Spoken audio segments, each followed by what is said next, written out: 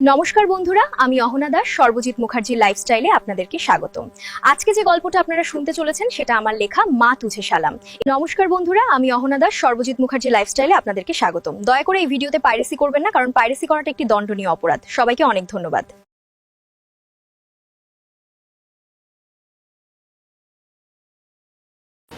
পুরী সমুদ্র সৈকতে আছড়ে পড়া ঢেউয়ের গর্জন আর মন্দিরের ঘণ্টার ধ্বনি মিলে মিশে একাকার। আষাঢ় মাসের শুক্লপক্ষের দ্বিতীয় তিথি উত্তীর্ণ। রথযাত্রার আর মাত্র কয়েকটা দিন বাকি। লাখো ভক্তের পদচারণায় মুখরিত উড়িষ্যার এই পবিত্র ভূমি। দেশ বিদেশ থেকে আসা তীর্থযাত্রীদের ভিড়ে পুরীর প্রতিটি অলিগলি যেন প্রাণবন্ত।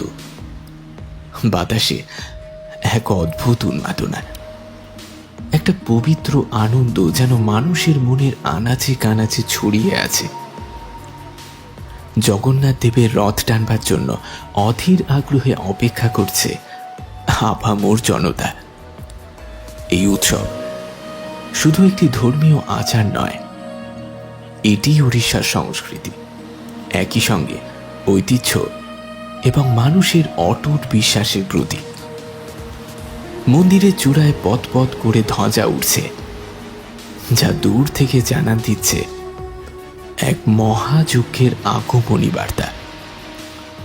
শিশুরা রথের ছোট ছোট মডেল নিয়ে খেলাধুলো করছে, মহিলারা শঙ্খ বাজাচ্ছেন, আর পুরুষেরা রথ টানবার জন্য নিজেদেরকে প্রস্তুত করছেন। কিন্তু এই উৎসবের আড়ালে এক গভীর ষড়যন্ত্রের কালো ছায়া লুকিয়েছিল, যা এই পবিত্র ভূমিকে রক্তে রাঙিয়ে দেবার জন্য একটু একটু করে প্রস্তুত হচ্ছিল। হাজার হাজার মাইল দূরে পাকিস্তানের এক গোপন আস্তানায় বসে ইমরান খান, এক কুখ্যাত সন্ত্রাসী নেতা, তার অনুচরদের নিয়ে শেষ মুহূর্তের পরিকল্পনা আঁটছিল সে।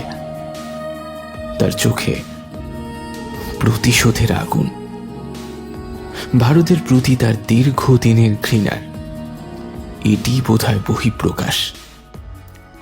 তার লক্ষ্য একটাই, পুরীর রথযাত্রাকে রক্তে রাঙিয়ে দেওয়া, ভারতের বুকে এক গভীর ক্ষত তৈরি করা যা সহজে শুকোবে না। তার প্রতিটি কথা ঠান্ডা, হিসেবি, একই সঙ্গে নির্মম।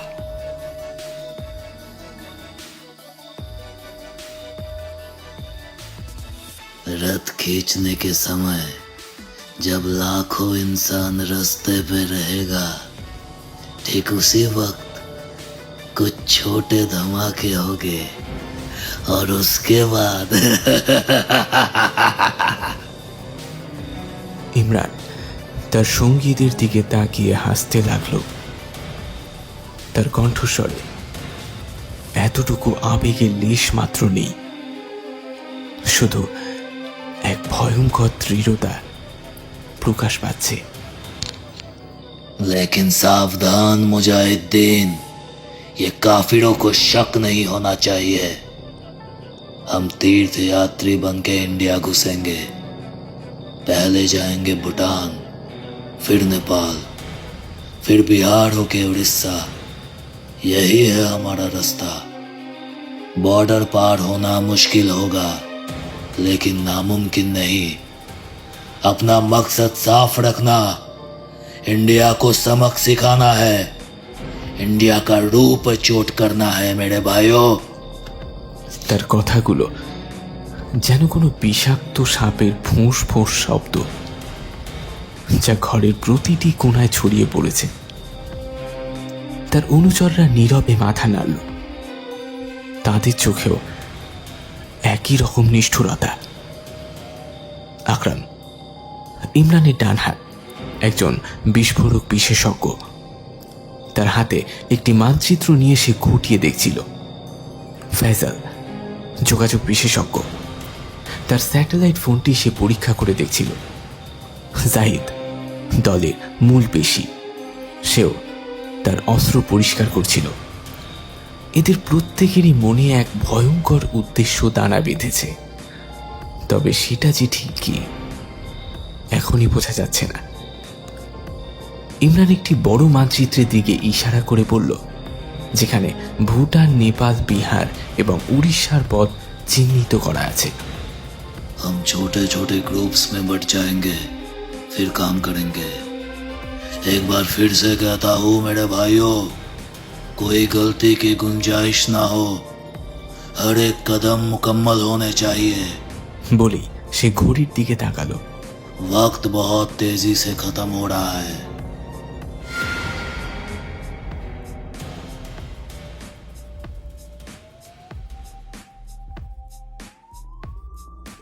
এদিকে দিল্লিতে ভারতীয় সেনা গোয়েন্দা বিভাগের সদর দপ্তর। আধুনিক প্রযুক্তিতে সুসজ্জিত এই কক্ষটি দেশের নিরাপত্তার জন্য অত্যন্ত গুরুত্বপূর্ণ কেন্দ্র। ক্যাপ্টেন প্রিয়া শর্মা তার কম্পিউটার স্ক্রিনে চোখ রেখেছিলেন। তার সামনে হাজার হাজার ডেটা পয়েন্ট, কোডেড মেসেজ এবং স্যাটেলাইট চিত্র ফুটে উঠছিল।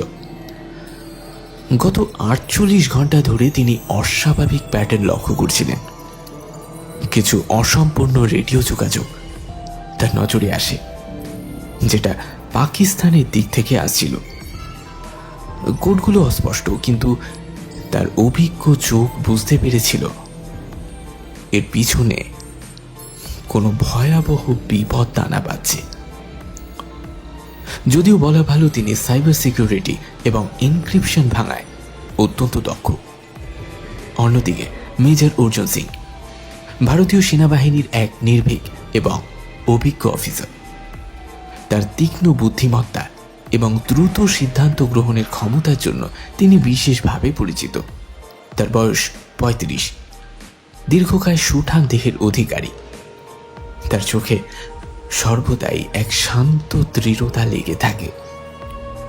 তিনি কাশ্মীর উপত্যকায় একাধিক সফল এনকাউন্টার টেররিজমে অপারেশনের নেতৃত্ব দিয়েছেন। সে জানালার দিকে তাকিয়ে পুলওয়ামার ঘটনাটি নিয়ে ভাবছিলেন। তার ল্যাপটপে একটি ভিডিও চলছিল।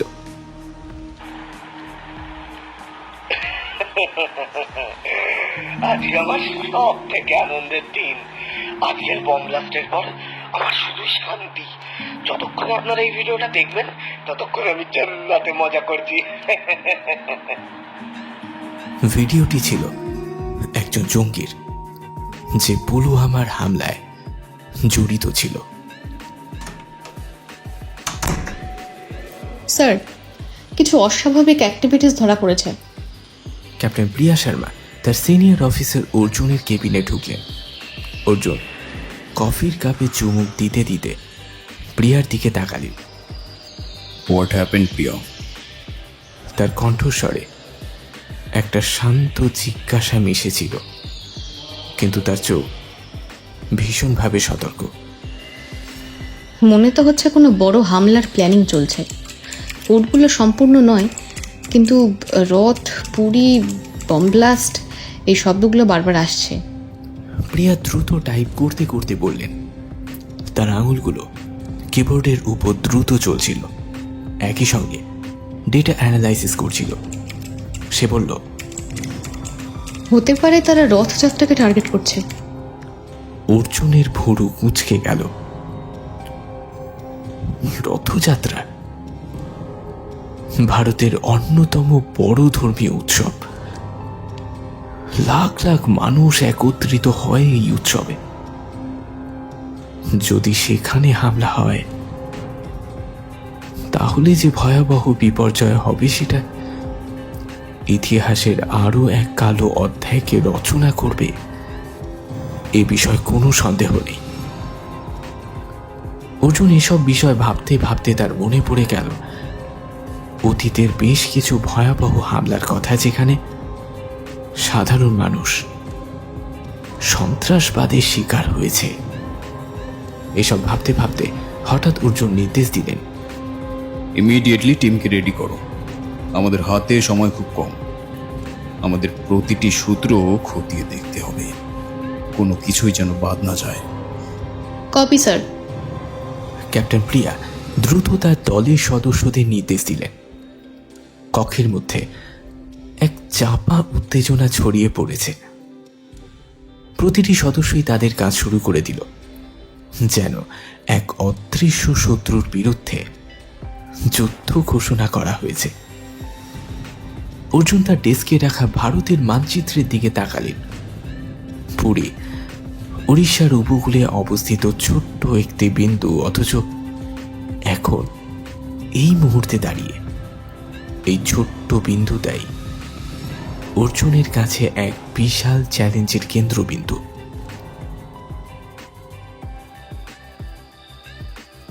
ভুটান ভারত সীমান্ত, ঘন জঙ্গল এবং পাহাড়ি পথ প্রকৃতির এক দুর্ভেদ্য প্রাচীর তৈরি করে রেখেছে।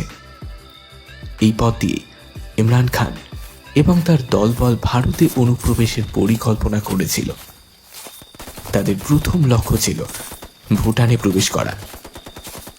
গভীর রাতে চাঁদ যখন মেঘের আড়ালে ঢাকা পড়েছে, তখন ইমরানের দল ভুটান সীমান্তে পৌঁছল। তাদের সাথে কিছু স্থানীয় গাইড, যারা অর্থের বিনিময়ে তাদের এই দুর্গম পথ পার হতে সাহায্য করেছে। खबरदार, कोई आवाज नहीं। ইমরান ফিসফিস করে বলল। তার চোখ অন্ধকারেও শিকারীর মতো তীক্ষ্ণ। তারা ঘন জঙ্গলের মধ্যে দিয়ে এক নাগাড়ে এগোতে থাকল। গাছের পাতা শুকনো ডালপালা মারিয়ে যাওয়ার সময় মৃদু শব্দ হচ্ছিল, যেটা প্রতিটি পদক্ষেপকে আরো সতর্ক করে তুলছে। সীমান্ত রক্ষীদের চোখ এড়িয়ে এগোনোটাই তাদের প্রধান চ্যালেঞ্জ।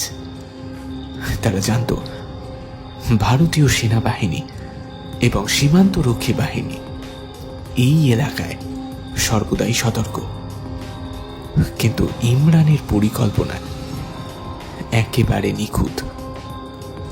ওরা এমন একটি পথ বেছে নিল যেটা সাধারণত কেউ ব্যবহার করে না। অত্যন্ত দুর্গম, একই সঙ্গে বিপদসংকুল। ভুটানে প্রবেশ করবার পর তারা একটি ছোট্ট গ্রামে আশ্রয় নিল। সেখানে তারা স্থানীয়দের মতো পোশাক পরিধান করল, নিজেদেরকে তীর্থযাত্রী হিসেবে পরিচয় দিল। তাদের লক্ষ্য নেপালের দিকে এগিয়ে যাওয়া। এদিকে অর্জুনের দল গোয়েন্দা তথ্যের ভিত্তিতে ভুটান সীমান্তে এসে পৌঁছায়। প্রিয়ার বিশ্লেষণ অনুযায়ী সন্ত্রাসীরা এই পথ দিয়েই প্রবেশ করতে পারে। অর্জুন তার দলের সদস্যদের নিয়ে জঙ্গলের প্রতিটি কোণায় অনুসন্ধান চালালেন। স্যার, এখানে কিছু পায়ের ছাপ আছে, মনে হচ্ছে একাধিক লোক এই পথ দিয়ে গেছে। একজন সেনা সদস্য অর্জুনকে জানালো। অর্জুন পায়ের ছাপগুলো খতিয়ে দেখলেন। এগুলো নতুন বলেই মনে হচ্ছে। ওরা প্রত্যেকেই জঙ্গলের গভীরে প্রবেশ করল, সন্ত্রাসীদের ফেলে যাওয়া কিছু চিহ্ন খুঁজে পাবার আশায়। অর্জুন জানতেন এই ধরনের অপারেশনে প্রতিটি ছোট চিহ্নই গুরুত্বপূর্ণ হয়ে উঠতে পারে। তারা তল্লাশ চালাতে চালাতে পরিত্যক্ত ক্যাম্পফায়ারের একটি স্থান খুঁজে পেল, যেখানে কিছু খাবারের অবশিষ্টাংশ এবং সিগারেটের টুকরো পড়েছিল। অর্জুন বললেন, তার মানে তারা বেশি দিন এখানে ছিল না।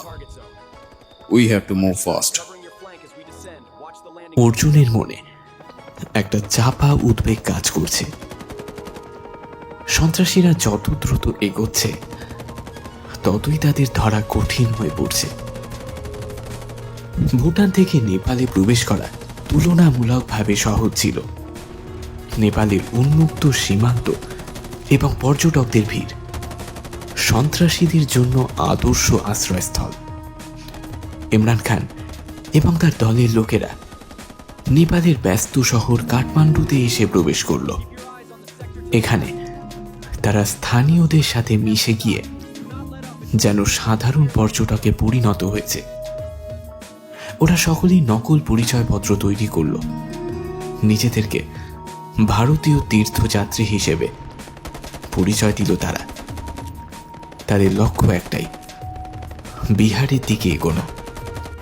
কাঠমান্ডুর জনাকীর্ণ বাজার, সরু গলি আর প্রাচীন মন্দিরগুলো সন্ত্রাসীদের জন্য এক নিখুঁত আড়াল তৈরি করেছে। তারা ছোট ছোট দলে বিভক্ত হয়ে শহরের বিভিন্ন প্রান্তে ছড়িয়ে পড়ল, যাতে কেউ তাদের গতিবিধি সন্দেহ না করে। ফয়সাল, দলের যোগাযোগ বিশেষজ্ঞ, একটি সাইবার ক্যাফেতে বসে তার স্যাটেলাইট ফোন থেকে কিছু এনক্রিপ্টেড মেসেজ পাঠাচ্ছিল। সে জানত ভারতীয় গোয়েন্দারা তাকে ট্র্যাক করবার চেষ্টা করবে, তাই সে প্রতিটি পদক্ষেপ অত্যন্ত সতর্কতার সঙ্গে নিচ্ছিল। এদিকে দিল্লি সদর দপ্তরে বসে প্রিয়া শর্মা তার ল্যাপটপে নেপালের নেটওয়ার্ক স্ক্যান করছিলেন। তার সাইবার গোয়েন্দা দক্ষতা ব্যবহার করে তিনি সন্ত্রাসীদের কিছু ডিজিটাল ফুটপ্রিন্ট ট্র্যাক করবার চেষ্টা করছিলেন। স্যার, নেপালে বেশ কিছু আনইউজুয়াল অ্যাক্টিভিটিস ধরা পড়েছে। ক্যাপ্টেন প্রিয়া অর্জুনকে জানান। মনে হচ্ছে তারা কাঠমান্ডুতে আছে। অর্জুন দ্রুত তার দলকে নেপালের দিকে এগিয়ে যাওয়ার নির্দেশ দিলেন। তারা ভারতীয় গোয়েন্দাদের সঙ্গে যোগাযোগ করল, তাদের কাছ থেকে প্রয়োজনীয় সহায়তা চাইল। নেপালের স্থানীয় গোয়েন্দারাও তাদের সাথে সহযোগিতা করতে রাজি হয়েছে। অর্জুনের দল কাঠমান্ডুতে এসে পৌঁছল। তারা শহরের প্রতিটি কোণায় অনুসন্ধান চালালেন। প্রিয়ার দেওয়া তথ্যের ভিত্তিতে তারা কিছু নির্দিষ্ট এলাকায় নজরদারি বাড়াল। তারা জানত সন্ত্রাসীরা অতীব ধূর্ত, তাই তাদের প্রতিটি পদক্ষেপ অত্যন্ত সতর্কতার সঙ্গে নিতে হবে। একদিন সন্ধ্যায় অর্জুনের দল কাঠমান্ডুর এক হোটেলে সন্ত্রাসীদের একটি দলের কাছাকাছি প্রায় চলে এসেছিল। তারা হোটেলের লবিতে বসে চা খাচ্ছিল, যখন তারা দেখল কিছু লোক তাদের দিকে সন্দেহজনকভাবে তাকাচ্ছে। অর্জুন দ্রুত তার দলের সদস্যদের সতর্ক করলেন, কিন্তু সন্ত্রাসীরাও একইভাবে সতর্ক। তারা দ্রুত হোটেল থেকে বেরিয়ে গেল অর্জুনের দলের চোখের সামনে দিয়ে। তারা নিজেদের ব্যাপারে খুবই সতর্ক। দে আর ভেরি কশাস। আমাদেরকে আরো দ্রুত হতে হবে। তার বলবার মধ্যে কেমন যেন একটা হতাশা কাজ করছে। সন্ত্রাসীরা বারংবার তাদের হাতছাড়া হয়ে যাচ্ছে। নেপাল থেকে বিহারে প্রবেশ করা তুলনামূলকভাবে সহজ। সীমান্ত পেরিয়ে সন্ত্রাসীরা বিহারের গ্রাম্য পথ ধরে প্রবেশ করল। তাদের লক্ষ্য ছিল পুরীর দিকে এগিয়ে যাওয়া। তারা স্থানীয় পরিবহনের ব্যবহার করল, যেমন বাস, ট্রেন কিংবা রিক্সা। তারা ছোট ছোট দলে বিভক্ত হয়ে বিহারের বিভিন্ন শহরে ছড়িয়ে পড়ল, যাতে কেউ তাদের গতিবিধি সন্দেহ না করতে পারে। বিহারের এক ছোট শহর কিষানগঞ্জ, এখানে সন্ত্রাসীদের একটি দল একটি পরিত্যক্ত বাড়িতে আশ্রয় নিয়েছে। তারা ক্লান্ত, অবসন্ন, তবে লক্ষ্য থেকে বিচ্যুত নয়। তাদের মধ্যে ছোটখাটো ভুল বোঝাবুঝি শুরু হয়েছে। আকরাম, বিস্ফোরক বিশেষজ্ঞ, তার দলের সদস্যদের উপর ভীষণই বিরক্ত, কারণ তারা যথেষ্ট সতর্ক ছিল না। আকরাম রেগে বলল, তোমরা কি চাও যে আমি ধরা পড়ি? আমাদের কিন্তু প্রতিটা পদক্ষেপ খুব সতর্কতার সাথে নিতে হবে। তার চোখে একটা চাপা উত্তেজনা লেগেছিল। ফয়সাল তাকে শান্ত করবার চেষ্টা করল। আমরা প্রায় পৌঁছে গেছি আকরাম, আর কিছুক্ষণ ধৈর্য ধরো। এই মিশনে আমাদের জিত হবেই হবে। কিন্তু তার নিজেরও মনে একটা চাপা উদ্বেগ তৈরি হয়েছে।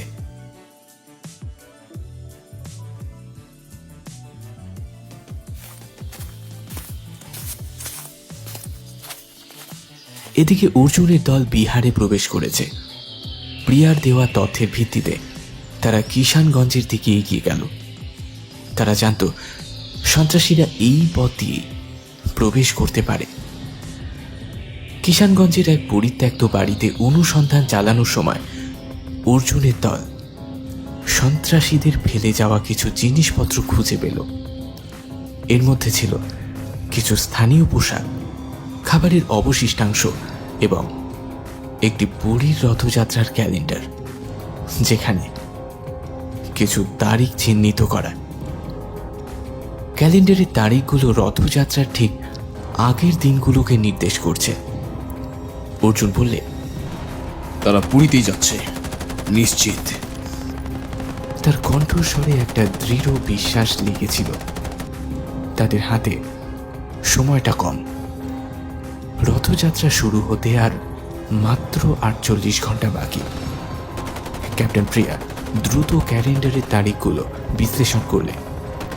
স্যার, এই ডেটগুলি রথযাত্রার প্রিপারেশনের ফাইনাল স্টেজের।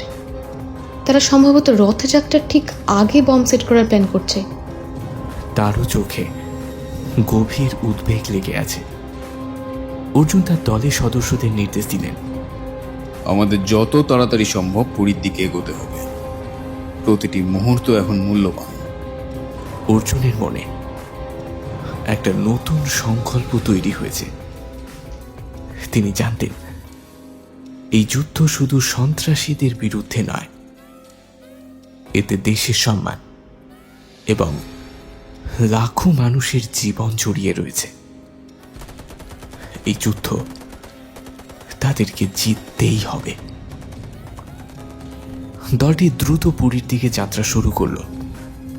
তাদের মনে এক অদম্য সাহস, দেশপ্রেমের আগুন জ্বলছে। তারা জানত তাদের সামনে একটা কঠিন চ্যালেঞ্জ অপেক্ষা করছে, কিন্তু তারা সম্পূর্ণভাবে প্রস্তুত এই চ্যালেঞ্জকে মোকাবিলা করবার জন্য। বিহারের কিষানগঞ্জ থেকে পুরীর দূরত্ব প্রায় 500 কিলোমিটার। অর্জুন সিং এবং তার দল দ্রুত গতিতে পুরীর দিকে এগোচ্ছিল। তাদের মনে একটা চাপা উত্তেজনা, সময়ের বিরুদ্ধে দৌড়ানোর একটা তীব্র আকাঙ্ক্ষা সকলেরই মনে বিদ্যমান। রাস্তার দুই পাশে ধানক্ষেত আর ছোট ছোট গ্রাম পেরিয়ে জিপগুলো ছুটে চলছিল এক নাগাড়ে। সূর্য তখন পশ্চিম আকাশে ঢলে পড়েছে, কমলা রঙের আভা ছড়িয়ে পড়েছে দিগন্তে। ক্যাপ্টেন প্রিয়া শর্মা অর্জুনকে জিজ্ঞাসা করলেন, স্যার, আমরা আর কতক্ষণে পৌঁছাবো? আর ঘন্টাখানেকের মধ্যেই প্রিয়া, কিন্তু আসল কাজটা পুরীতেই শুরু হবে। বলতে বলতে তিনি তার রেডিও সেটের মাধ্যমে স্থানীয় পুলিশের সঙ্গে যোগাযোগ করলেন। এসপি রয়, আমরা পুরীর দিকে এগোচ্ছি। আপনাদের নিরাপত্তা ব্যবস্থা কেমন? উল্টো দিক থেকে পুরীর পুলিশ সুপারিনটেন্ডেন্ট এসপি রায়ের গলা ভেসে এলো। তার কণ্ঠস্বরে একটা চাপা উদ্বেগ। মেজর সিং, আমরা সর্বোচ্চ সতর্কতাই আছি। রথযাত্রার জন্য অতিরিক্ত বাহিনীও মোতায়েন করা হয়েছে, কিন্তু এত বড় জনসমাগমে প্রতিটি কোণায় নজর রাখাই তো কঠিন। আমি জানি এসপি রয়, কিন্তু আমাদের কাছে প্রপার ইনফরমেশন আছে যে সন্ত্রাসীরা রথযাত্রাকে টার্গেট করছে, আর তারা ইতিমধ্যে ওড়িশায় প্রবেশ করেছে। আমাদেরকে এখন যৌথভাবে কাজ করতে হবে।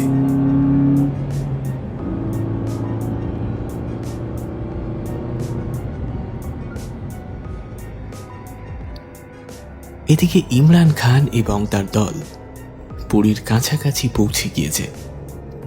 তারা ছোট ছোট দলে বিভক্ত হয়ে শহরের বিভিন্ন প্রবেশ পথ দিয়ে প্রবেশ করল। তাদের লক্ষ্য ছিল রথযাত্রার মূল পথে, বিশেষ করে জনাকীর্ণ স্থানগুলিতে বোমা স্থাপন করা। আকরাম তার হাতে একটি ছোট্ট মানচিত্র নিয়ে পুরীর অলিগলি খুঁটিয়ে দেখছিল। তারপর বাজারের দিকে ইশারা করে বলল, এই জায়গাটাই ভালো ইমরান ভাইজান। রথ এখান দিয়েই যাবে, প্রচুর ভিড় হবে।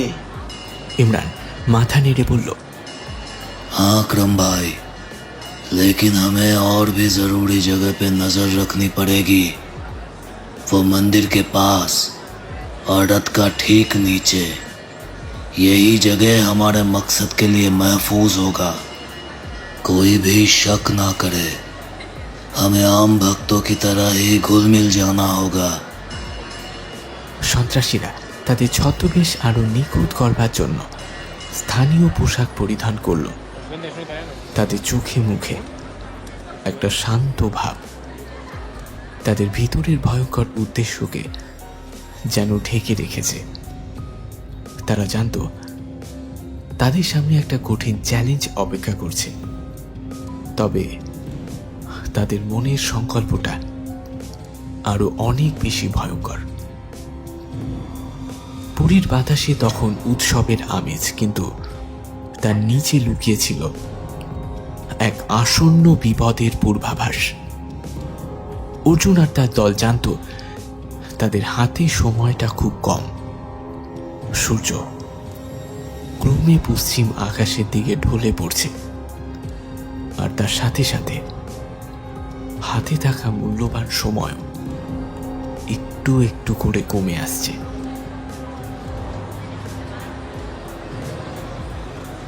পুরীর সরু গলি, যেখানে ছোট ছোট দোকান আর খাবারের স্টল রয়েছে, সেখানে জীবন তার নিজস্ব ছন্দে বয়ে চলে।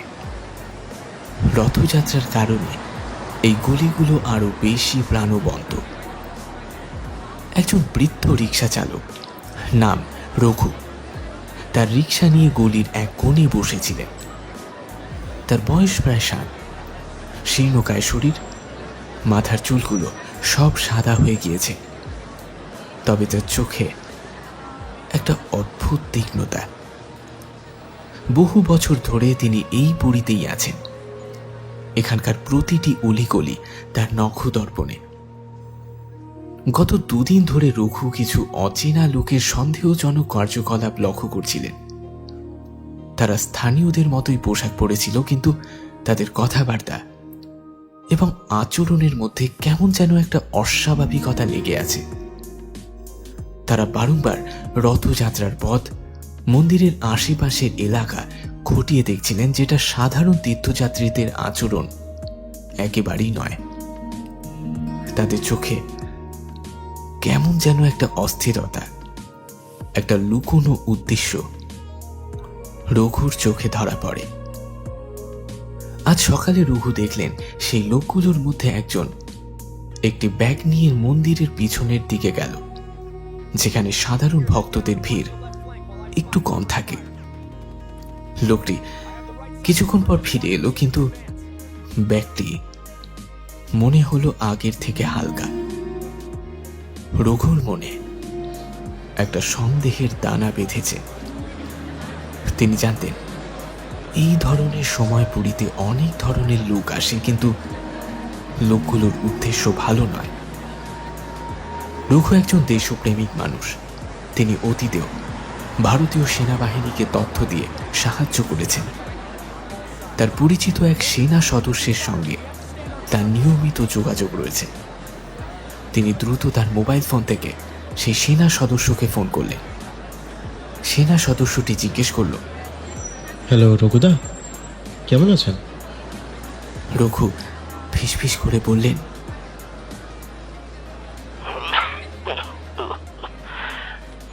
ভালো নেই বাবা, পুরীতে কিছু গোলমাল মনে হচ্ছে।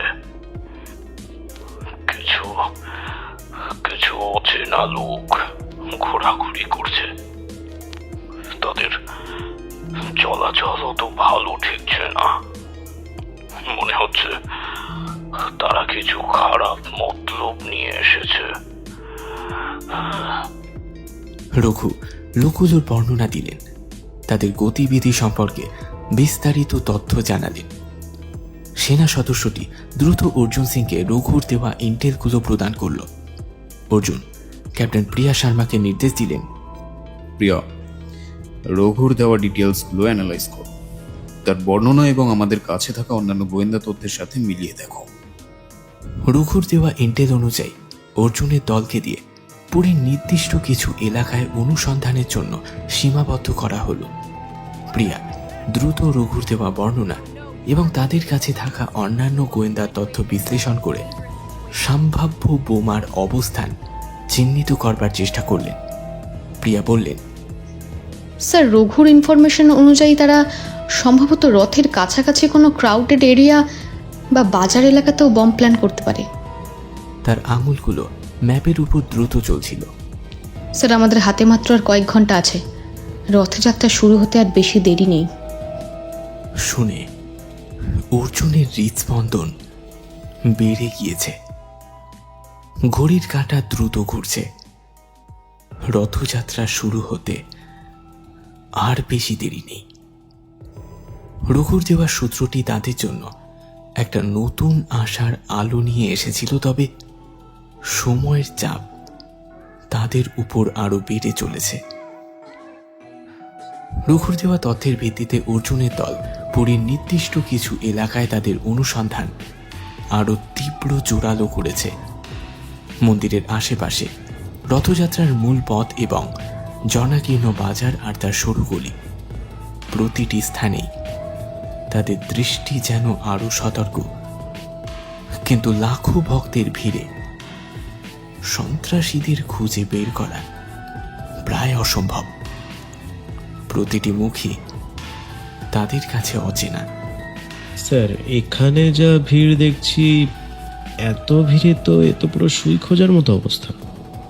আমাদের হাল ছাড়লে চলবে না। সন্ত্রাসীরাও আমাদের মতোই মানুষ, তাদেরও ভুল করার সম্ভাবনা আছে। আমাদের সেই ভুলের অপেক্ষাতেই থাকতে হবে। অর্জুন তার দলকে ছোট ছোট ভাগে বিভক্ত করলেন। প্রতিটি দলকে নির্দিষ্ট এলাকার দায়িত্ব দিলেন। এদিকে সন্ত্রাসীরা তাদের কাজ শুরু করে দিয়েছিল। আকরামের নেতৃত্বে একটি দল রথযাত্রার মূল পথের পাশে একটি দোকানের নিচে একটি শক্তিশালী বোমা স্থাপন করলেন। যে বোমাটি বিস্ফোরিত হলে গোটা বাজারটার ব্যাপক ক্ষয়ক্ষতি হবে। खबरदार अकरम, ইমরান তাকে নির্দেশ দিল। कोई भी गलती नहीं चलेगी। সে একটি নিরাপদ দূরত্ব থেকে আকরামের কাজ পর্যবেক্ষণ করছিল। আকরাম অত্যন্ত দক্ষ হাতে বোমাটি স্থাপন করল। সে জানত এই বোমাটি এমনভাবে ডিজাইন করা হয়েছে যাতে এটি দূর থেকে নিয়ন্ত্রণ করা যায়। সে তার মোবাইল ফোন বার করে একটি কোড ডায়াল করল, যেটা বোমাটিকে সক্রিয় করেছে। অর্জুনের দল পুরীর বাজার এলাকায় অনুসন্ধান চালাচ্ছিল। হঠাৎ অর্জুন দেখলেন একজন লোক দ্রুত একটি আবর্জনা স্তূপের মধ্যে কিছু ফেলে দিয়ে ভিড়ের মধ্যে মিশে গেছে। লোকটির গতিবিধি সন্দেহজনক মনে হলো। ওই লোকটাকে ফলো করুন। লোকটি এত দ্রুত ভিড়ের মধ্যে মিশে গেল যে তাকে ধরা গেল না। অর্জুনের দল আবর্জনার স্তূপের মধ্যে থেকে ব্যাগটিকে খুঁজে পেল। ব্যাগটির ভিতরে কিছু তার আর একটা ছোট ডিভাইস রয়েছে। একজন সেনা সদস্য চিৎকার করে বলল, স্যার, এটা তো একটা ডিটোনেটর। অর্জুন দ্রুত ক্যাপ্টেন প্রিয়াকে ফোন করলেন। তার কণ্ঠস্বরে একটা চাপা উদ্বেগ। প্রিয়া, আমরা একটা ডেটোনেটর পেয়েছি। মনে হচ্ছে তারা ইতিমধ্যেই বোম প্ল্যান্ট করা শুরু করে দিয়েছে।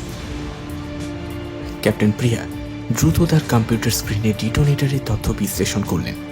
বললেন, স্যার, আমার মনে হচ্ছে এই ডিটোনেটরটি একটি স্পেসিফিক ফ্রিকোয়েন্সিতে কাজ করছে।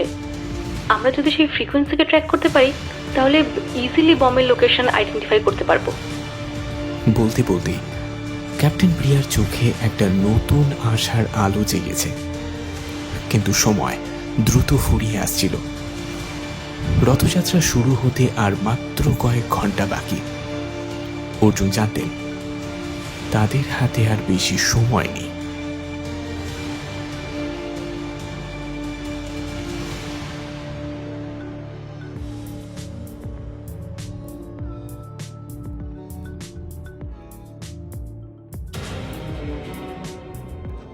এখন শুনছেন অপারেশন ধ্বজ।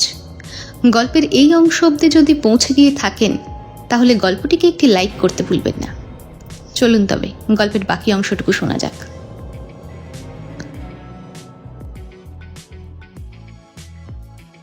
পুরীর অস্থায়ী সেনা ক্যাম্পে প্রিয়া শর্মা তার ল্যাপটপের সামনে বসেছিলেন। তার চোখে একটা গভীর একাগ্রতা। রঘুর দেওয়া বর্ণনা, আটকানো যোগাযোগ আর ডিটোনেটরের ফ্রিকোয়েন্সি, এই সমস্ত তথ্যই তার সামনে ছিল। তিনি প্রতিটি ডেটা পয়েন্টকে খতিয়ে দেখছিলেন, একটি প্যাটার্ন খুঁজে বার করার চেষ্টা করছিলেন। বললেন, স্যার, আমার ধারণাই ঠিক। এই ডিটোনেটর একটি সার্টেন ফ্রিকোয়েন্সিতে কাজ করে, যেটা নর্মালি রিমোট কন্ট্রোল এক্সপ্লোসিভে ইউজড হয়। আমি ফ্রিকোয়েন্সি ট্র্যাক করার চেষ্টা করছি। শুনতে শুনতে অর্জুন প্রিয়ার পাশে এসে দাঁড়ান। বললেন, কতক্ষণ লাগবে প্রিয়া? আমাদের হাতে খুব সময় কম। I know sir. আমি একটা স্পেসিফিক অ্যালগোরিদম ব্যবহার করছি, যেটা এই টাইপের ফ্রিকোয়েন্সিকে ডিটেক্ট করতে পারে। প্রিয়া তার স্ক্রিনে কিছু জটিল কোড টাইপ করলেন। প্রিয়ার স্ক্রিনে একটি মানচিত্র ভেসে উঠল। মানচিত্রের উপর কিছু লাল বিন্দু জ্বলজ্বল করছিল। ইয়েস, পেয়েছি স্যার। প্রিয়া চিৎকার করে উঠলেন। তার চোখে যেন একটা বিজয়ের হাসি। এই রেড ডটসগুলো পসিবল বম্ব লোকেশন ইন্ডিকেট করছে। তিনি মানচিত্রটি অর্জুনের দিকে ঘুরিয়ে দিলেন। অর্জুনও মানচিত্রটি খতিয়ে দেখলেন। লাল বিন্দুগুলো রথযাত্রার মূল পথ, মন্দিরের আশেপাশে এবং জনাকীর্ণ বাজার এলাকায় ছড়িয়েছিল। আউটস্ট্যান্ডিং প্রিয়া, এখন আমাদের খুব দ্রুত পদক্ষেপ নিতে হবে। প্রিয়ার অ্যানালাইসিস অর্জুনের দলকে সঠিকভাবে পরিচালিত করল। তারা এখন জানত কোথায় বোমাগুলো স্থাপন করা হয়েছে, তবে তাদের হাতে সময় অত্যন্ত সীমিত। রথযাত্রা শুরু হতে আর মাত্র 2 ঘন্টা বাকি। অর্জুন নির্দেশ দিলেন, প্রিয়া, টিমকে অ্যালার্ট করো। আমাদের প্রতিটি বোম ডিফিউজ করতে হবে এবং সন্ত্রাসীদেরও ধরতে হবে। তার চোখে যেন এক নতুন সংকল্প ধরা দিচ্ছে। প্রিয়া দ্রুত তার দলের সদস্যদের নির্দেশ দিলেন। প্রতিটি সেনা সদস্য তাদের অস্ত্রশস্ত্র এবং সরঞ্জাম নিয়ে প্রস্তুত হলো। তাদের মনের মধ্যে একটা দৃঢ় প্রতিজ্ঞা, দেশের মানুষকে রক্ষা করতে হবে। রথযাত্রাকে বিফল হতে দিলে চলবে না। পুরীর অস্থায়ী সেনা ক্যাম্পে তখন গভীর রাত নেমে এসেছে। অর্জুন সিং তার দলের সদস্যদের নিয়ে একটি বড় টেবিলের চারপাশে বসেছিলেন। টেবিলের উপর পুরীর একটি বিস্তারিত মানচিত্র বিছানো ছিল, যেখানে প্রিয়ার চিহ্নিত করা লাল বিন্দুগুলো প্রকাশ্যে জ্বলজ্বল করছে। প্রতিটি সেনার চোখে একটা দৃঢ় সংকল্প, আসন্ন যুদ্ধের প্রস্তুতি। অর্জুন শান্ত কিন্তু দৃঢ় কণ্ঠে বললেন, সবাই হাই অ্যালার্ট থাকবে। আমাদের হাতে আর বেশি সময় নেই। রথযাত্রা শুরু হতে আর মাত্র 2 ঘন্টা বাকি। আমাদের কাছে সুনির্দিষ্ট কিছু ডেটা রয়েছে যে সন্ত্রাসীরা পুরীর বিভিন্ন স্থানে বোমা প্ল্যান করছে। আমাদের লক্ষ্য স্পষ্ট, প্রতিটি বোমাকে ডিফিউজ করতে হবে এবং সন্ত্রাসীদেরও ধরতে হবে। অর্জুন মানচিত্রের দিকে ইশারা করল। আমরা আমাদের দলকে 2টি ভাগে ভাগ করব। প্রথম দল, যার নেতৃত্বে থাকবেন ক্যাপ্টেন প্রিয়া শর্মা। তাদের কাজ হবে চিহ্নিত স্থানগুলোতে দ্রুত পৌঁছানো এবং প্রতিটি বোমাকে নিরাপদে নিষ্ক্রিয় করা। প্রিয়া, তোমার দল সবচেয়ে অভিজ্ঞ বোমা নিষ্ক্রিয়করণ বিশেষজ্ঞদের নিয়ে গঠিত। তোমাদের প্রতিটি পদক্ষেপ নিখুঁত হতে হবে। We are ready sir. আর দ্বিতীয় দল, যার নেতৃত্বে থাকবো আমি, সন্ত্রাসীদের ধরার জন্য কাজ করব। আমাদের কাছে ডেটা আছে যে ইমরান খান এবং তার প্রধান সহযোগীরা এখনো পুরীতেই আছে। আমাদের তাদের খুঁজে বের করতে হবে এবং গ্রেপ্তার করতে হবে। এই অপারেশনটা অত্যন্ত ঝুঁকিপূর্ণ। সন্ত্রাসীরা মরিয়া হয়ে উঠবে আমাদের ডিফেন্স ভাঙার জন্য, কিন্তু আমাদের মনে রাখতে হবে আমাদের পেছনে লাখো মানুষের জীবন এবং দেশের সম্মান জড়িয়ে আছে। আর এই অপারেশনটার নাম হবে অপারেশন ধ্বজ। অর্জুন প্রতিটি দলের জন্য নির্দিষ্ট লক্ষ্য এবং কৌশল নির্ধারণ করলেন। যোগাযোগের প্রোটোকলগুলি বিশদে আলোচনা করা হলো। প্রতিটি সেনা সদস্য তাদের দায়িত্ব সম্পর্কে সম্পূর্ণরূপে এখন ওয়াকিবহাল। অর্জুন জোর দিয়ে বলে, Listen carefully. There is zero room for error. Every move has to be calculated and executed as planned. একটা ছোট মিস্টেক পুরো অপারেশন কম্প্রোমাইজ করে দিতে পারে। So, stay sharp, trust your training and maintain radio discipline. Final gear check করে নাও। We are moving out. বলে ঘড়ির দিকে তাকালেন অর্জুন। সৈন্যরা নীরবে উঠে দাঁড়ালো। তাদের চোখে এক অদম্য সাহস এবং দেশপ্রেমের আগুন জ্বলছে। তাদের সামনে যে কঠিন যুদ্ধ অপেক্ষা করছে, সে যুদ্ধের জন্য তারা প্রত্যেকেই প্রস্তুত। অর্জুন তার দলের সদস্যদের দিকে তাকালে, দেখলেন প্রত্যেকেরই মুখে এক দৃঢ় সংকল্প এবং আত্মবিশ্বাস পরিপূর্ণ। দেশের জন্য যে প্রত্যেকে ত্যাগ স্বীকার করতে প্রস্তুত, এতে বিন্দুমাত্র সন্দেহ নেই। পুরীর আকাশে তখন তারারা জ্বলজ্বল করছে, কিন্তু তার নিচে এক নতুন ভোরের প্রস্তুতি চলছিল। এক সংঘাতের ভোর, যা দেশের ইতিহাসকে নতুন করে লিখবে। অর্জুন তার অস্ত্র হাতে নিলে যুদ্ধ শুরু হতে আর বেশি দেরি নেই। ভোরের আলো তখন পুরোপুরি ফোটেনি। পুরীর আকাশে ঈষৎ কমলা রঙের আভা রাতের অন্ধকারকে ধীরে ধীরে গ্রাস করছে। রথযাত্রার মূল পথ এখন জনশূন্য। সেখানে একটা চাপা উত্তেজনা বিরাজ করছে। মেজর অর্জুন সিং এর নির্দেশ অনুযায়ী ক্যাপ্টেন প্রিয়া শর্মার নেতৃত্বে বোমা নিষ্ক্রিয়করণ দল দ্রুত রথের কাছাকাছি পৌঁছে গেল। তাদের হাতে অত্যাধুনিক বোমা নিষ্ক্রিয়করণের সরঞ্জাম। তাদের চোখে যেন গভীর একাগ্রতা। প্রিয়া, আর ইউ শিওর এটাই আমাদের প্রথম টার্গেট? অর্জুন রেডিওতে জিজ্ঞেস করলেন। তার দলের সাথে অন্য একটি এলাকার সন্ত্রাসীদের খোঁজে ছিলেন তিনি। প্রিয়া উল্টো দিক থেকে উত্তর দিলেন, ইয়েস স্যার, আমার অ্যানালিসিস অনুযায়ী রথের ঠিক নিচে যেখানে চাকাগুলো মাটি টাচ করছে সেখানেই ফার্স্ট বম্বটি প্ল্যান্ট করা হয়েছে। তার কণ্ঠস্বরে একটা দৃঢ় বিশ্বাস কাজ করছিল। দলটি দ্রুত রথের কাছে পৌঁছল। সুবিশাল রথ, যা কয়েকদিন পরেই লাখো ভক্তের টানে এগিয়ে যাবে, এখন তার নীরবে দাঁড়িয়ে আছে। প্রিয়া এবং তার দল রথের নিচের অংশ খুঁটিয়ে দেখতে শুরু করল। কিছুক্ষণের মধ্যেই একজন বিশেষজ্ঞ একটি সন্দেহজনক বস্তু খুঁজে পেলেন। ফিসফিস করে বললেন, পেয়েছি captain. As you can see, এটা একটা অত্যন্ত আধুনিক explosive. It can only be detonated by remote control. Priya দ্রুত বোমাটির কাছে গেলেন। তার সরঞ্জাম বার করে বোমাটিকে পরীক্ষা করতে শুরু করলেন তিনি। বোমাটি এমনভাবে স্থাপন করা হয়েছে যাতে রথের চাকাগুলোর সঙ্গে একেবারে আষ্টে পৃষ্ঠে জড়িয়ে থাকে এবং রথ টানবার সময় এটি বিস্ফোরিত হয়। এটি ইমরানের এক ভয়ঙ্কর পরিকল্পনা, যেটা রথযাত্রাকে ভয়াবহ ধ্বংসযজ্ঞে পরিণত করতে পারত। প্রিয়া রেডিওতে অর্জুনকে জানালেন, স্যার, বম্বটি অত্যন্ত জটিল, এটাকে ডিঅ্যাক্টিভেট করতে টাইম লাগবে। প্রিয়ার হাত কাঁপছিল না, তবে তার কপালে বিন্দু বিন্দু ঘাম জমেছে।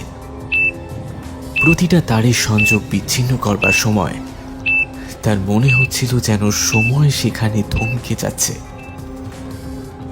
এদিকে কাছাকাছি লুকিয়ে থাকা সন্ত্রাসীরা পরিস্থিতি পর্যবেক্ষণ করছিল। আকরাম ইমরানের ডান হাত একটি উঁচু বাড়ির ছাদ থেকে বাইনোকুলার দিয়ে প্রিয়ার দলকে সে পরিষ্কার লক্ষ্য করছিল। সে তার মোবাইল ফোন বার করে ইমরানকে ফোন করল।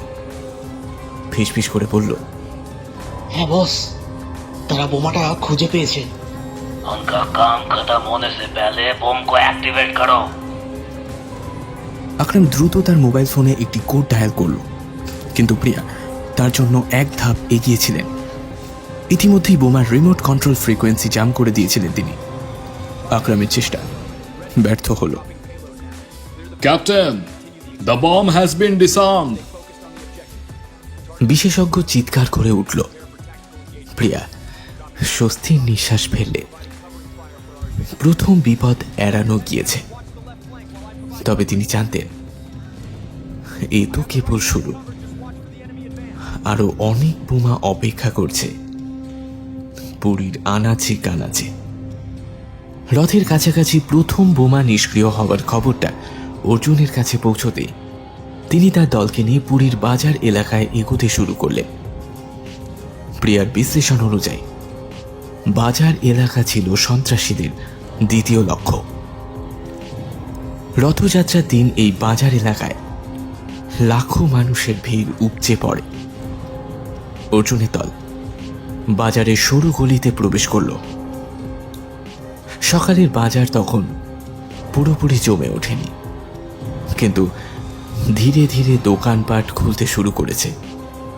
অর্জুন তার দলের সদস্যদের সতর্ক থাকতে নির্দেশ দিলেন। ফিসফিস করে বললেন, চারিদিকে নজর রাখো, সন্ত্রাসীরা যে কোনো সময় হামলা করতে পারে। কিছুক্ষণের মধ্যেই একজন সেনা সদস্য একটি সন্দেহজনক বস্তুর দিকে ইশারা করল। একটি সবজির দোকানের নিচে একটি ঝুড়ির আড়ালে একটি ছোট্ট বাক্স লুকিয়ে রাখা আছে। সেনা সদস্যটি বলল, স্যার, দেখে তো মনে হচ্ছে এটা একটা বোমা। অর্জুন দ্রুত বোমাটির কাছে গেলেন। দেখলেন বোমাটি একটি টাইমারের সঙ্গে যুক্ত, যেটার সময় দ্রুত ফুরিয়ে আসছে। প্রিয়াকে সঙ্গে সঙ্গে রেডিওতে খবর দিলেন তিনি। বললেন, প্রিয়া, আমরা বাজারে দ্বিতীয় বোমটি পেয়েছি, টাইমার চলছে। আমি আমার টিমকে দ্রুত পাঠাচ্ছি স্যার। উল্টো দিক থেকে প্রিয়া উত্তর দিলেন। আর ঠিক তখনই আকরামের নেতৃত্বে সন্ত্রাসীদের একটি দল বাজারের অন্য প্রান্ত থেকে গুলি চালাতে শুরু করলো। তারা জানত ভারতীয় সেনাবাহিনী তাদের ট্র্যাক করবার চেষ্টা করছে, তাই তারা পাল্টা আক্রমণ করবার সিদ্ধান্ত নিয়েছিল।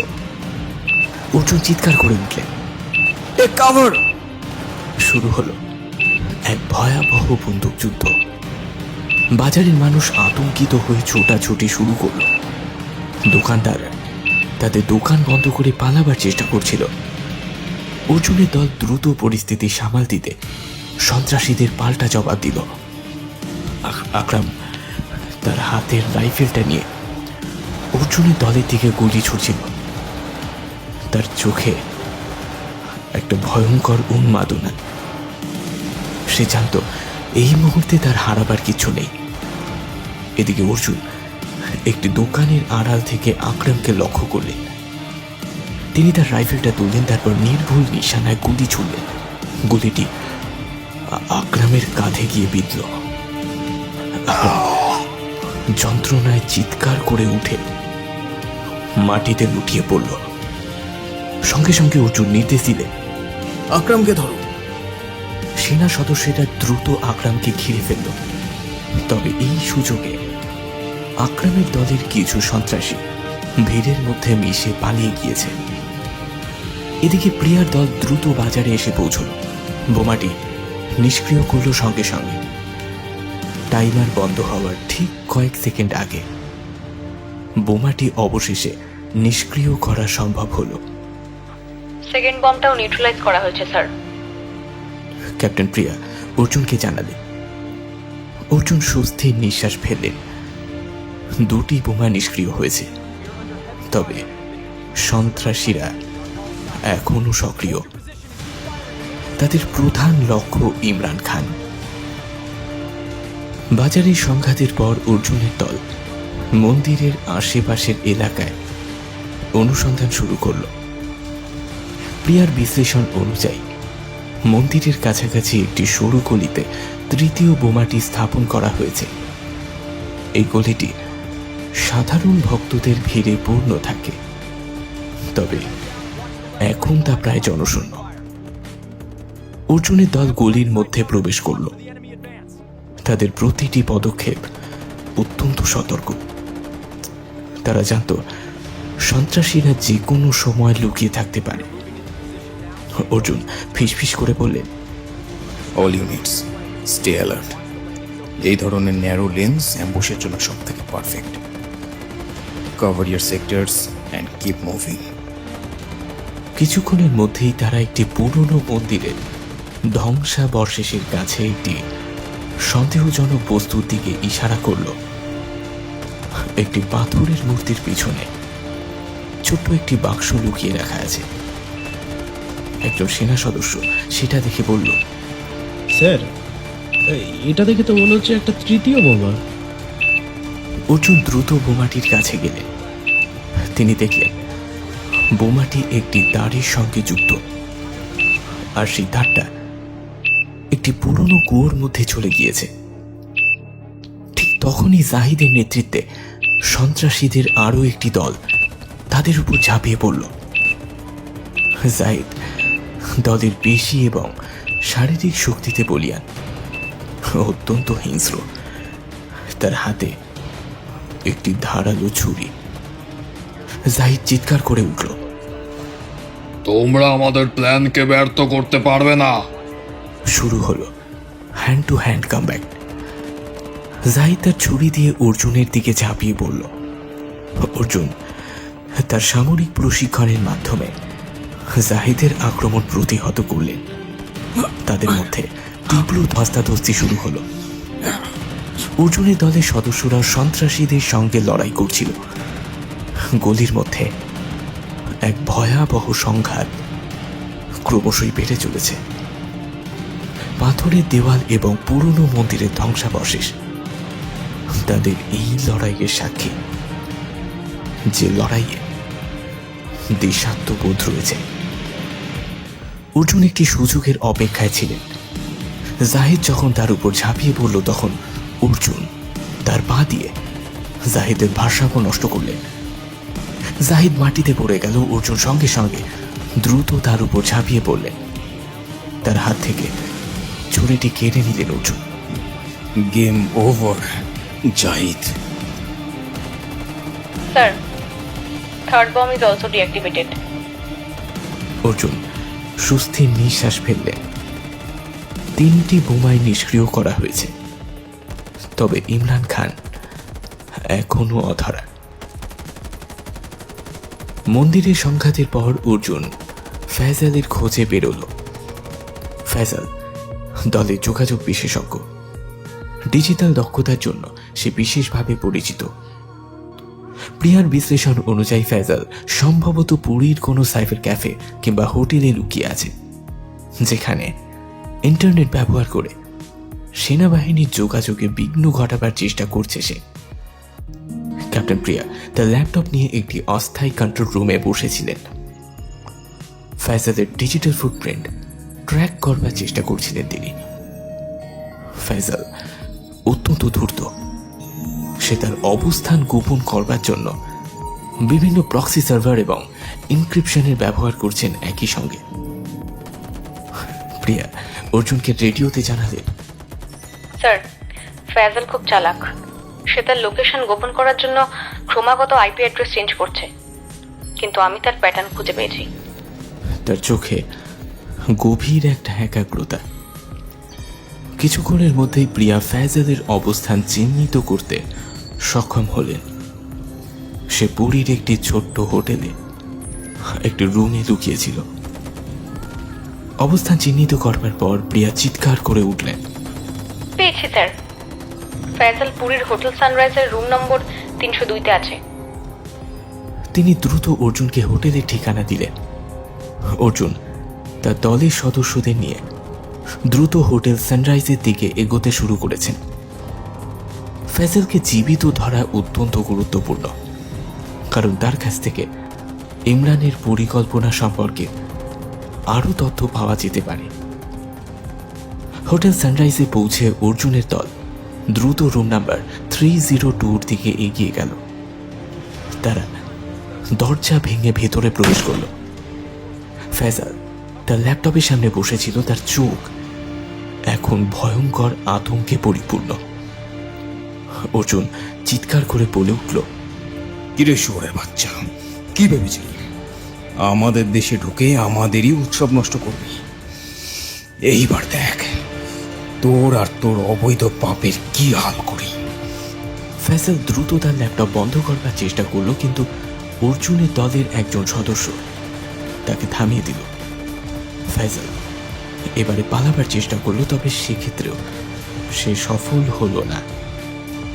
অর্জুন এবং ভারতীয় সেনাবাহিনী তাকে ঘিরে ফেলেছে। অর্জুন বললেন, পালানোর চেষ্টা করা মানে নিজের আরো বিপদ ডেকে আনা। ফয়সালকে গ্রেপ্তার করা হলো। তার ল্যাপটপ এবং অন্যান্য ডিজিটাল সরঞ্জাম বাজেয়াপ্ত করা হয়েছে। ক্যাপ্টেন প্রিয়া দ্রুত ফয়সালের ল্যাপটপ থেকে তথ্য উদ্ধার করে অর্জুনকে বললেন, স্যার ফয়সালের ল্যাপটপে ইমরানের সমস্ত প্ল্যানিং রয়েছে। সে পুরীর আউটস্কার্টসে একটা আবান্ডান টেম্পলে আছে।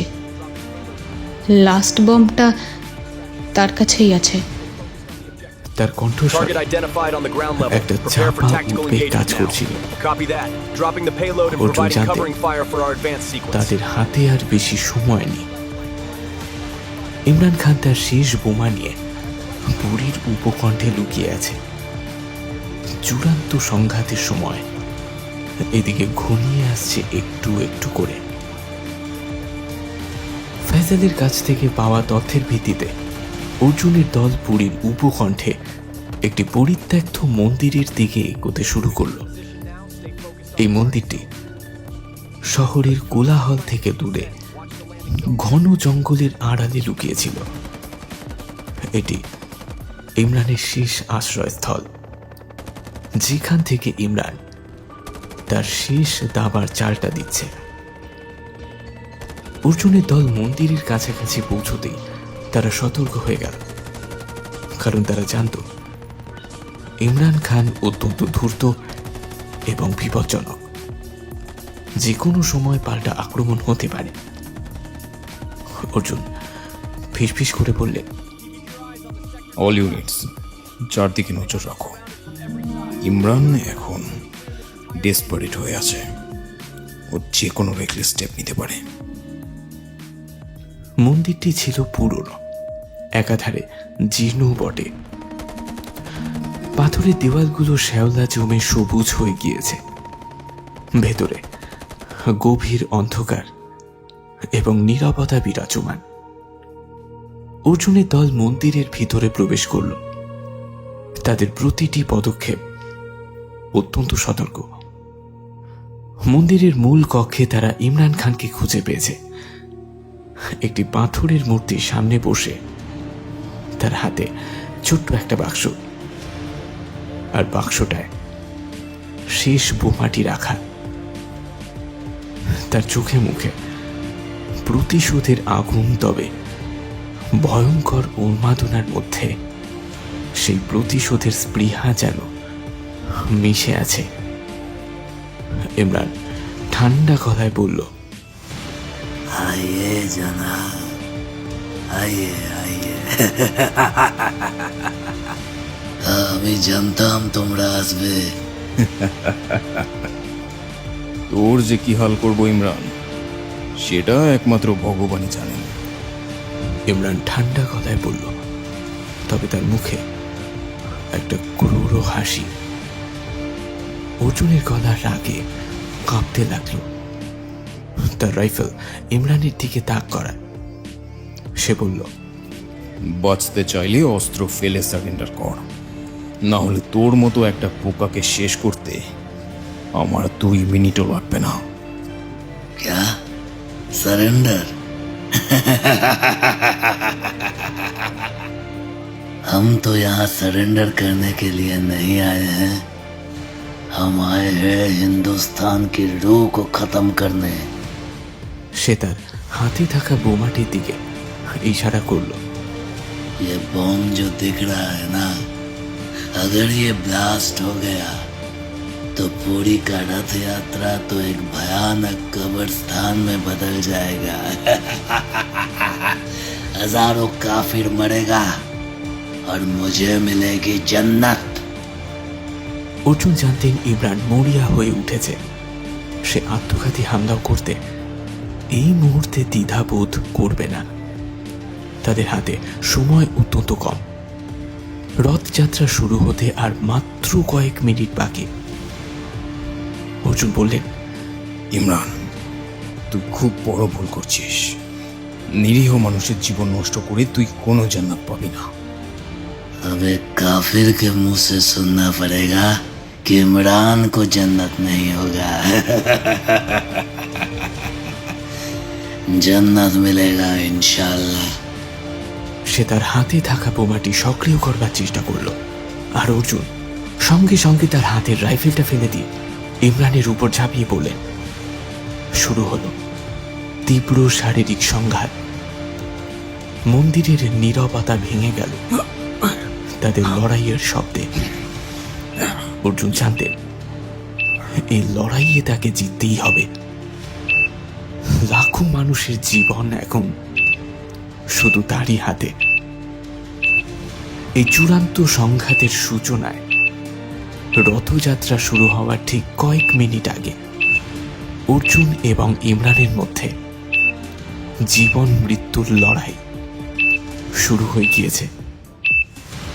তাদের মধ্যে তীব্র ধস্তাধস্তি চলছে। মন্দিরের মেঝেতে রীতিমতো ধুলো উঠছিল। অর্জুন তার সমস্ত শক্তি দিয়ে ইমরানকে কাবু করার চেষ্টা করছিলেন। তিনি জানতেন এই মুহূর্তে বোমাটি নিষ্ক্রিয় করা সবচেয়ে জরুরি। এক সুযোগে অর্জুন ইমরানের হাত থেকে বোমাটি ছিনিয়ে নিলেন। দ্রুত তার দলের একজনকে বোমাটি নিষ্ক্রিয়করণের জন্য এক বিশেষজ্ঞের হাতে ছুড়ে দিলেন তিনি, যিনি মন্দিরের বাইরেই প্রস্তুত ছিলেন। বোমাটি নিরাপদ হাতে পেয়ে বিশেষজ্ঞ দ্রুত নিষ্ক্রিয়করণ প্রক্রিয়া শুরু করলেন। এদিকে অর্জুন ইমরানকে সম্পূর্ণ কাবু করে ফেলেছে ধস্তাধস্তিতে। ইমরান তখনও প্রতিরোধ করবার চেষ্টা করছিল, কিন্তু অর্জুনের লোহার মতো মুষ্টির কাছে সে রীতিমতো অসহায়। অর্জুন বললেন, তোর সংকল্পের চেয়ে আমাদের দেশের প্রতি ভালোবাসা অনেক বেশি শক্তিশালী। তোদের মতো কিছু সন্ত্রাসীরা কখনোই ভারতের আত্মাকে ধ্বংস করতে পারবে না। ইমরানকে গ্রেপ্তার করা হলো। তার চোখে মুখে এক পরাজয়ের গ্লানি। তার চোখে তখনও প্রতিশোধের আগুন জ্বলছে, তবে কিচ্ছু করবার নেই। অর্জুন জানতেন এই যুদ্ধ শেষ হয়নি, কিন্তু এই মুহূর্তের জন্য তারা জয়ী। বাইরে থেকে খবর এলো, স্যার, বম্ব নিউট্রালাইজড হয়েছে। অর্জুনও একই সঙ্গে স্বস্তির নিঃশ্বাস ফেললেন। রথযাত্রা শুরু হওয়ার ঠিক কয়েক মিনিট আগে শেষ বিপদটা এড়ানো গিয়েছে।